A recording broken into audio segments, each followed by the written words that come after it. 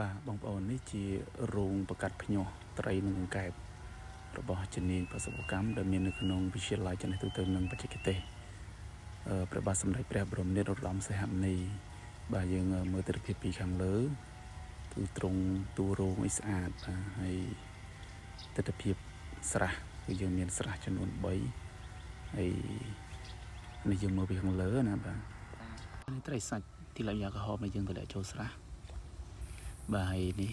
ទិដ្ឋភាពខាងក្នុងរោងបាទនេះគេហៅអាងស្មាច់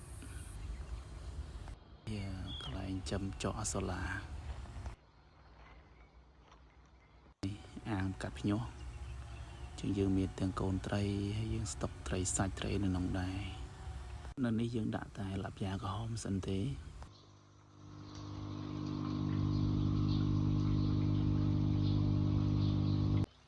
បាទនេះសិស្សឆ្នាំទី3គាត់មកថែធួនកង្កែបដែលជាក្រុមពិសោធន៍របស់គាត់ឆ្នាំទី3បា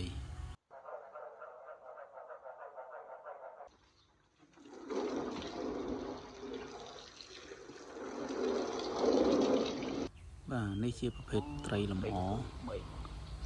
យើងនឹងគម្រោងគឺនឹងរៀបចំដាក់ឲ្យសិស្សរៀនបានរៀនប្រកាសធ្វើផលិតត្រីលម្អកែបអាយុបានជិត1ខែបាន3ថ្ងៃហើយនេះនោះបាន3ថ្ងៃហើយតែនៅថែធួនវាតើវារឹងដៃរឹងជើងរឹងមាំបន្តិចវាមាំតមទីបណ្ដាចោលបានមេក្បាលពូជលក្ខឆា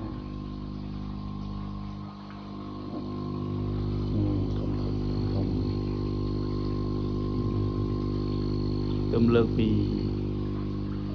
ស្រះធំមកដាក់មកដំបងវារៀង stress ងល់ឥឡូវបាន2ថ្ងៃទៅចាប់ដើមរៀងស៊ាំស្គាល់ហើយគេចាប់ដើមរៀងខ្លាឡើងវិញដាក់ខ្យល់ដាក់ឲ្យទៅអូខេទៅហើយចាំបើចំណុចយើងដែរទេនៅពេលយើងផ្លាស់ប្ដូរកន្លែងវាភ្លាមវា stress វាធុញថប់ជំនុំដល់វាស៊ាំមើលពូជកើតមេ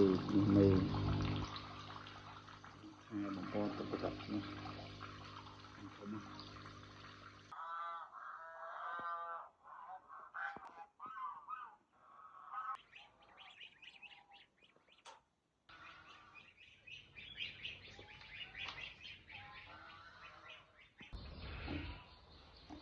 ្ងៃកើតគឺកែនេះមើលគឺចង់ឯ14ចូលឆ្នាំ